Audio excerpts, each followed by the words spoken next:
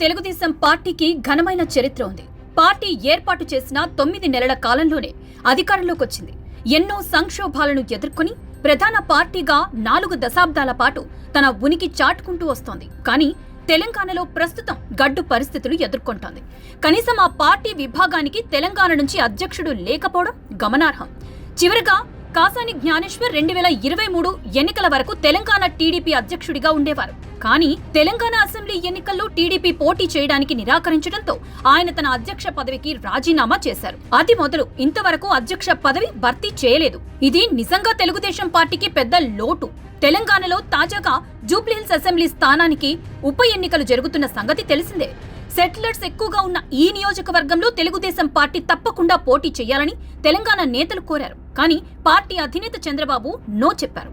తెలంగాణలో తెలుగుదేశం పార్టీకి చాలా చరిత్ర ఉంది.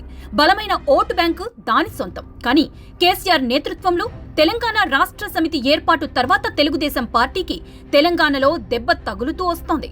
2014 వరకు గణనీయమైన పాత్ర పోషించిన తెలుగుదేశం పార్టీ ఊపిరిని తీయటం ప్రారంభించారు కేసీఆర్.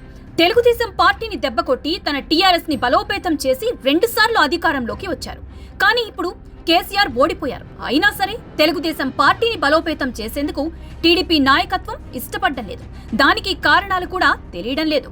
తాజాగా జూబ్లీహిల్స్ ఉప ఎన్నికల నేపథ్యంలో తెలంగాణ టీడీపీ నేతలు చంద్రబాబును కలిశారు. పోటీ చేద్దామన్న ప్రతిపాదన పెట్టారు. అయితే బీజేపీతో పొత్తు ఉన్న నేపథ్యంలో ఆ పార్టీ అభ్యర్థి పోటీ చేస్తున్న తరుణంలో తెలుగుదేశం పార్టీ తరపున పోటీ వద్దని చంద్రబాబు వారిని వారించారు. అయితే ఈ విషయంలో తెలంగాణ టీడీపీ నేతలు సైలెంట్ అయ్యారు.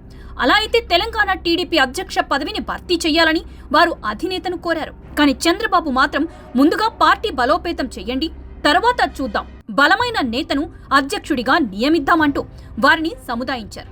అసలు చంద్రబాబు మైండ్లో ఏముందో తెలియక తెలంగాణ టీడీపీ నేతలు అయోమయానికి గురయ్యారు. ఏం చేయాలో తెలియక సమావేశం నుంచి నిష్క్రమించారు. 1983 నుంచి 2014 వరకు తెలంగాణలో ప్రధాన పార్టీగా తెలుగుదేశం ఉండేది. అయితే రాష్ట్ర విభజనతో ఏపీకి మాత్రమే పరిమితమైంది. అయితే 2014 ఎన్నికల్లో వైఎస్ఆర్ కాంగ్రెస్ పార్టీ కేవలం నామమాత్రంగానే తెలంగాణలో పోటీ చేసింది. కేసీఆర్తో ఉన్న అవగాహనతో అటు తరువాత పూర్తిగా వైసీపీ తన రాజకీయ కార్యకలాపాలను ముగించింది. పోనీ వైసీపీ మాదిరిగా తెలంగాణ రాజకీయాలకు టీడీపీ దూరంగా జరగలేదు, అలాగని క్రియాశీలకం కావడం లేదు. ఈ పరిస్థితిని చూసి తెలంగాణ టీడీపీ నేతలు ఆందోళనకు గురవుతున్నారు. 170,000కు పైగా సభ్యత్వాలు చేశారు.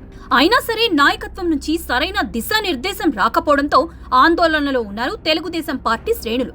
అయితే చంద్రబాబు మదిలో ఏముందో తెలియక వారు సతమతమవుతున్నారు.